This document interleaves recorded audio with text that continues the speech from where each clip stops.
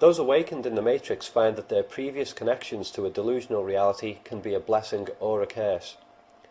The dormant connections can be used to re-access the system and transform it from within, or they can be used to go back to sleep and live out life in a state of denial, even if this means betraying others who have awoken. In the Matrix and in reality, the promise of blissful delusion is a form of bribery that prevents rebellion. In psychological terms, these processes are comparable not only to spiritual and social awakening, but also to an adult's unconscious desire to return to the security of the womb. Neo's shock at being awoken to the horror of the slave system is comparable, even visually, to the trauma of birth itself. He looks around and sees that he is surrounded by people who are still asleep.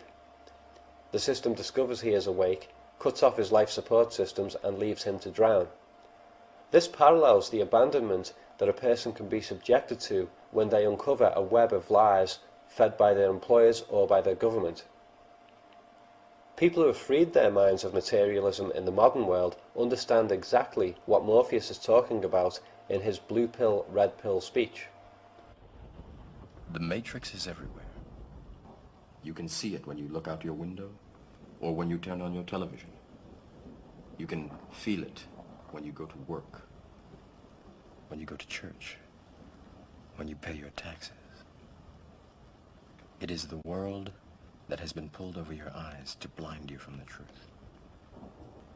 That you are a slave, Neo, born into a prison that you cannot smell or taste or touch. A prison for your mind. Unfortunately, no one can be told what the Matrix is.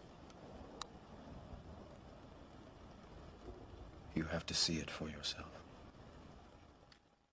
Morpheus' description of the Matrix fits perfectly as a description of the marketing and propaganda empire that brainwashes billions of people today.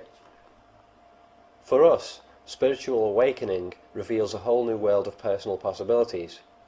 For Neo, this paradigm is represented as a physical change in the rules of nature, but is simply a visceral metaphor for how we, the audience, can grow and achieve mentally once we become free thinkers who believe in ourselves. The Matrix film is a spiritual wake-up call. It is encouraging you to look deeper, to ask questions, and especially to pay attention to your instincts. Neo is surrounded by symbols. The book Simulacra and Simulation, in which he hides sensitive information, is a philosophy book that explores how symbols and conceptual themes are used by the mainstream media and are leading the public into a distorted version of reality. The soap suds on his boss's window hint at the streams of data that comprise the Matrix. Alice in Wonderland references are everywhere, especially when Neo observes the psychic children while visiting the Oracle.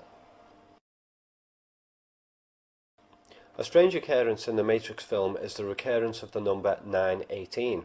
Neo is awoken at the start of the film by his clock at 9:18, and the date stamp on the phone tracing at the end of the film also bears the date 9/18/1999. One of the Wachowski brothers, when asked about this in an interview, said that it was simply his wife's birthday. But I'm not convinced of this. I believe they were trying to say something else. Spiritual wake-up calls are also everywhere in our world, but like in the Matrix, are only acknowledged and accepted if we are curious enough to look for them.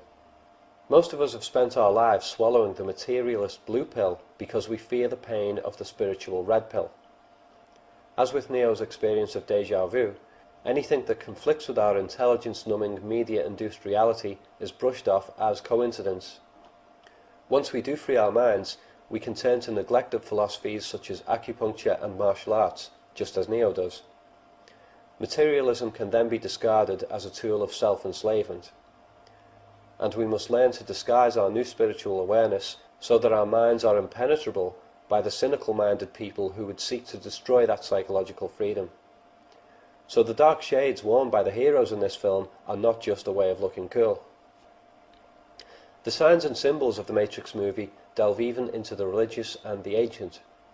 Characters consistently debate over the concepts of fate and prophecy. The term Great Architect means God in many religions, just as the Matrix is designed by an architect. The name Morpheus in Greek mythology is one of the sons of Hypnos, the god of dreams. Neo is Greek for the new man, and Thomas A. Anderson can be broken down religiously. Thomas referring to the Gnostic Gospel of Thomas, which depicts the 114 sayings of Jesus, while the name Anderson means Son of Man. The name Trinity is the doctrine that God comprises three beings, the Son, the Father, and the Holy Spirit, and is seen by some reviewers as a depiction of the three main characters of the Matrix. The name Smith is non-religious and means to strike. As we know, Agent Smith is simply a tool of oppression who is used to strike against the awakened. The names of Neo's other allies seem to endorse the film's metaphor of cyberspace interaction: Mouse, Link, and Switch, while the two characters who were born outside of the Matrix are called Tank and Dozer. Their muscular physiques give credibility to their names, and by comparison show how the Matrix physically weakens its host. The name Cypher means to encrypt or conceal information. He is the Judas of the Matrix film and serves as a warning that the awakened must decipher the presence of masked enemies. The multi-layered metaphors and philosophical parallels of the Matrix, fused with technological insights, show a depth which is virtually unheard of in blockbuster action films. The Matrix has drawn an entire generation to its attention through the traditional marketing gimmicks of violence and special effects. But its creators seem to bear full knowledge that as the real world erupts in violence and techno-paranoia, audiences will begin to recognize these parallels within the Matrix universe. This effectively gives the Matrix movies a second life, or a second coming if you will, in which audiences surpass its hedonistic appeals and rediscover the film as a call to free their minds in the real world.